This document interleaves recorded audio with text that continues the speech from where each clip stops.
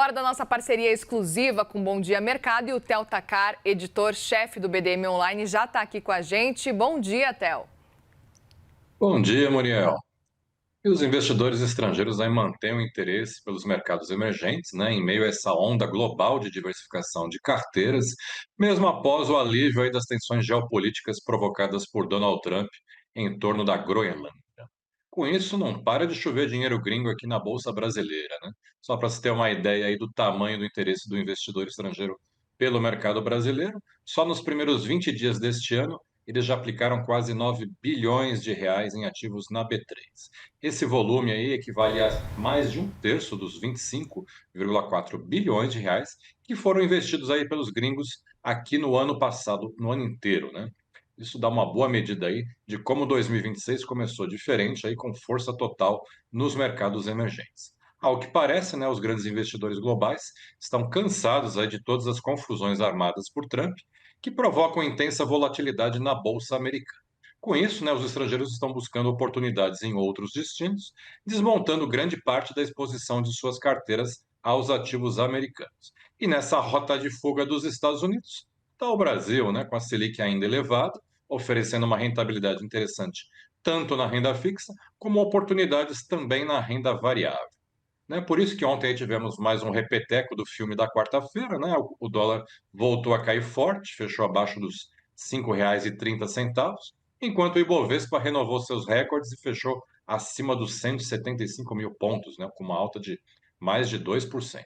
Tão importante quanto essa alta é observar o giro financeiro, né? Ontem, novamente, o movimento do pregão bombou aí, alcançando os 44 bilhões de reais, que é praticamente o dobro do volume que a gente costumava observar em sessões normais antes dessa invasão dos gringos aqui na Bolsa Brasileira. Muriel. Bom, e enquanto o mercado brasileiro comemora, a gente acompanhou bastante essa celebração, a Europa está bem cautelosa, tentando entender o que Donald Trump quer exatamente com a Groenlândia, quais são os planos. E hoje a gente pode ter novas pistas desse plano, dessa estrutura. Pois é, né? O suposto acordo proposto aí por Trump para a Groenlândia, que até agora ninguém sabe exatamente qual é, pode avançar hoje aí com uma reunião que acontecerá entre o secretário-geral da OTAN, o Mark Rutte, e a primeira-ministra da Dinamarca, a Mette Frederiksen, que vai acontecer agora cedo lá em Bruxelas. Né? Ontem, né, o Trump voltou a escrever em sua rede social que a estrutura desse tal acordo para a Groenlândia está em construção e que será fantástica para os Estados Unidos. Né? Novamente, sem dar detalhes, ele prometeu novidades em 2 semanas. Numa entrevista que ele deu à Fox News, né, o Trump continuou soltando frases vagas, né, como o acordo garante acesso total, estamos conseguindo tudo o que queremos sem custo algum, não haverá limite de tempo para o acesso militar dos Estados Unidos e a OTAN estará envolvida. Enfim, né, o secretário-geral da OTAN defendeu ontem, né, a proteção do Ártico como prioridade aí para a Groenlândia, afirmando que, abre aspas, temos que investir mais energia, mais tempo e mais atenção nisso, porque sabemos que as rotas marítimas estão se abrindo, né? Citando aí a questão do degelo na região do Ártico, que está abrindo novas rotas, né? Segundo o Mark Rutte, né, não foi discutida aí a questão do aumento da presença de tropas americanas, embora o governo dinamarquês tenha afirmado que está completamente aberto a esse cenário. Segundo o Rutte, né, o que se tem até agora é o esboço do que o acordo final deverá incluir. Já a primeira-ministra dinamarquesa admitiu ontem que tanto seu país quanto a Groenlândia concordariam em expandir ainda mais o Tratado de Defesa com os Estados Unidos, mas colocou limites a essas pretensões do Trump. Né? Ela enfatizou que o Rutte não tem mandato, né, para negociar em nome do seu país e reforçou, né, que ceder território da Groenlândia para os Estados Unidos é algo inegociável. Segundo fontes ouvidas pela Bloomberg, os Estados Unidos querem uma carta branca aí na Groenlândia para reescrever o acordo de defesa com a Dinamarca e remover quaisquer limites à sua presença militar na ilha, né, que é considerada estratégica nessa região do Ártico.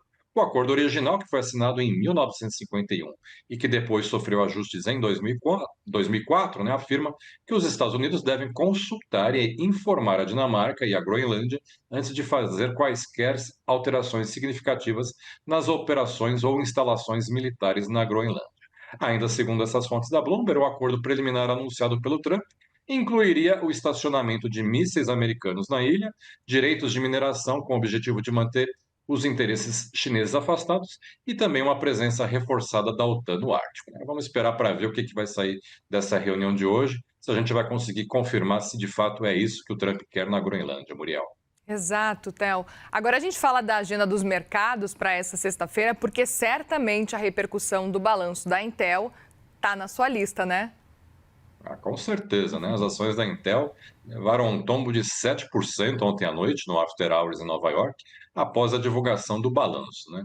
Assim como já tinha acontecido com a Netflix nessa semana, o que incomodou os investidores não foi o balanço em si, né? Mas as projeções fracas divulgadas aí pela fabricante de processadores de computador para os próximos meses. O lucro ajustado da Intel no quarto trimestre foi de 15 centavos de dólar por ação, quase o dobro aí dos 8 centavos que eram esperados pelo mercado.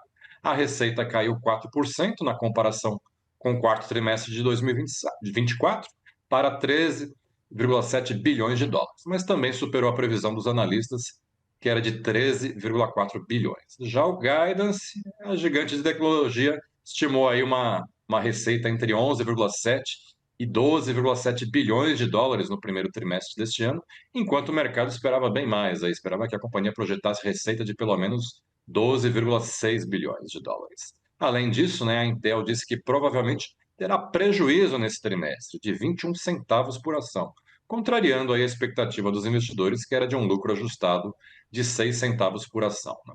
Quem também divulgou o balanço ontem à noite foi a gigante do alumínio, né, a Alcoa. O lucro ajustado ficou em 1,26 dólar por ação, acima dos 90 centavos esperados aí pelos analistas. E a receita somou 3,45 bilhões de dólares, superando a previsão do mercado de 3,34 bilhões. As ações já registraram leve alta ontem no After Hours de 0,8% depois do balanço.